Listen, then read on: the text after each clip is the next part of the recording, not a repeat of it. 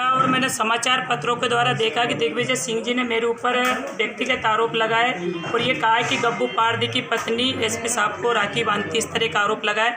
अगर उनके पास ऐसा प्रमाण है तो वो बताए, मेरा उनसे सवाल है। और मैं जहाँ तक बात रही रक्षाबंधन की, मैं खुद 25,000 लोगों को 20 से 25,000 लोगों को 10 से 11 घंटे कंटिन्यू राखी बांधती हूँ एक बैठक में। तो मेरे यहाँ अलग अलग ज़िलों से अलग अलग पूरे प्रदेश भर से लोग आते हैं। तो मैंने कभी आज तक ये नहीं पूछा भैया कौन है, क्या है, कैसा है। और साथ ही साथ क्योंकि एसपी कलेक्टर को बहुत जगह जगह राखियाँ बांधने ब्रह्म कुमारी की बहनें भी जाती है, तो क्या उन पर भी आप आरोप लगाओगे क्या? इनका जो गब्बू पारदी, क्योंकि शादी ब्याह कुछ भी होता है तो गब्बू पारदी को इनको चिट्ठी पत्रक जाते हैं और इनका शादी ब्याह में आना जाना है। गब्बू पारदी से इनके कितने गहरे संबंध है, इसकी भी जांच होना चाहिए, क्योंकि दिग्विजय सिंह का संरक्षण है गब्बू पारदी को, इसकी जांच होना चाहिए। जो हमारे भाई और बहन के साथ में जो वहाँ घटना घटी, उसमें गब्बू पारदी का मास्टरमाइंड था, उन लोगों को आगे किया, उनके साथ में जो घटना घटी। और जैसे ही मुख्यमंत्री शिवराज सिंह चौहान ने देखा, तत्काल ही एसपी कलेक्टर आईजी को मुख्यमंत्री जी ने हटाया, तत्काल इस मामले को संज्ञान में लिया। और हम कल उनसे मिलने भी गए थे, उनके परिजनों से मिलने गए थे। और गब्बू पारदी को, क्योंकि वो 42 मुकदमे कायम है और 40 बीघा के आसपास उसने ज़मीन को कब्जे में कर रखा, उसके खुद का मकान भी उसने एक सरकारी जगह में बना रखा है। ऐसे व्यक्ति को जो भी नेता संरक्षण देगा, वाकई में जनता के सामने वो आना चाहिए, दूध का दूध पानी का पानी होना चाहिए, ये मेरी मांग है। साथ ही साथ दिग्विजय सिंह जी जो हमारे ऊपर आरोप लगा रहे हैं, तो मैं ये कहती हूँ अभी हाल में जो घटना घटी, जो नाबालिग बच्चियों के साथ यौन शोषण का जो मामला आया प्यारे मियाँ वाला, प्यारे मियाँ से इतने गहरे संबंध है, उनके आसपास क्यों मतलब मंडराते रहते, प्यारे मियाँ क्यों मंडराते रहते थे? और अगर उनके गहरे संबंध नहीं है तो ऐसे जायका के साथ में भोजन का आनंद लिए जा रहे, प्यारे मियाँ के साथ जायका का भोजन के आनंद लिए जा रहे हैं, इसकी भी बारीकी से जांच होना चाहिए। ये आश्रम के बाद गृहस्थ आश्रम में आए तो उनका पूरी तरह से उनका दिमाग खराब हो गया।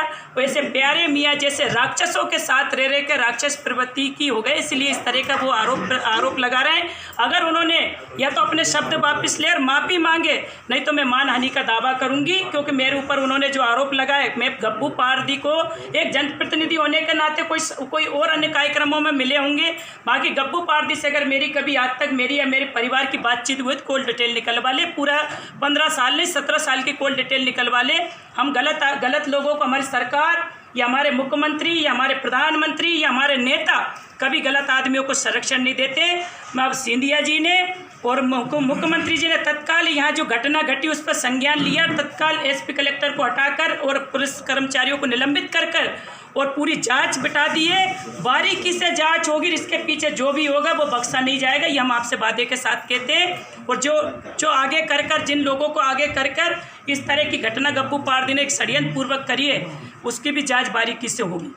अगर गब्बू पारदी को संरक्षण देने वाला राजनीतिक उपचुनाव है, अगर ये इतने भले लोग थे तो इनके कांग्रेस के जो एमएलए है, कल ही अब हमारी नेपा नगर की बहन ने मतलब कांग्रेस इस्तीफा देके भारतीय जनता पार्टी ज्वाइन करी। अगर ऐसे लोग अगर कांग्रेस पार्टी में भी रहे तो मेरा राहुल गांधी जी से भी कहना है, मेरा संदेश आप लोगों के माध्यम से पहुँचे, ऐसे लोग रहें तो अब मध्य प्रदेश गया, राजस्थान जाने वाला है और अन्य प्रदेश भी धीरे धीरे चले जाएंगे। और मध्य प्रदेश में भी 26 एमएलए 26 उपचुनाव होने 30 के होंगे, आप देख लेना, मैं दावे के साथ कह रही हूँ, क्योंकि ऐसे लोग रहेंगे तो ऐसे गंदे लोगों के साथ कांग्रेस के कोई भी भाई और बहन रहना पसंद नहीं करेंगे। ऐसे गंदे लोग अगर पार्टी में रहेंगे तो ऐसे लोगों के साथ कोई रहना पसंद नहीं करेगा। अरे आप देखिए कैबिनेट की बैठक में दिग्विजय सिंह जी निकाय के थोड़ी मतलब बैठक हो रही है भाई, आप बैठे हो मतलब कैबिनेट की बैठक में कैबिनेट की गरिमा को ख़त्म कर रहे हैं। किसानों के साथ जो छलावा, युवाओं के साथ जो छलावा किया, हमारी बहनों के साथ में जो छलावा किया कि 51,000 रुपये मुख्यमंत्री कन्यादान देंगे कि पैसे देंगे, 2 लाख रुपए कर्जा, किसानों का कर्जा माफ़ करेंगे, 4,000 रुपये बेरोजगारों को भत्ता देंगे, उसका जब नहीं माना तो हमारे माननीय सिंधिया जी ने कहा कि आप ये करिए नहीं तो मैं रोड पे उतर जाऊंगा। तो कमलनाथ कह रहे उतरना हो तो उतर जाए। अब बताओ, अब ऐसी अगर अपमान कौन सहन करेगा? कौन रहेंगे, कौन विधायक इनके साथ रहेंगे? कोई नहीं रहेगा। मेरे को देखना आप आने वाले टाइम में इन लोगों को पता लग जाएगा, ये राजनीतिक रोटियां सेकने के लिए, क्योंकि उपचुनाव है इसलिए इस तरह का ये माहौल बना रहे हैं। लेकिन जनता इनको जवाब देगी, देखना आप, जनता इनको जवाब देगी, इनके कारनामों का जवाब देगी। ट्रांसफर उद्योग चला दिया, कोई काम नहीं हुए इस 15 महीने में, कोई काम सड़क तालाब कोई बिजली के संसाधन कोई काम नहीं हुए 15 महीने में।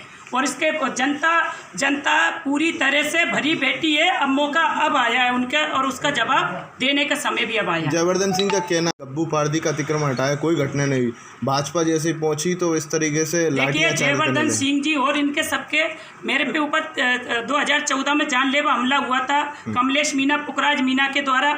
उनसे जयवर्धन सिंह जी जेल में मिलने जाते हैं और साथ में उनके पिताजी वो और उनके चाचा विधायक जो चाचोड़ा से वो साथ में लेके अपराधियों को घूमते हैं। उनके जो चाचा के विधायक प्रतिनिधि है कोई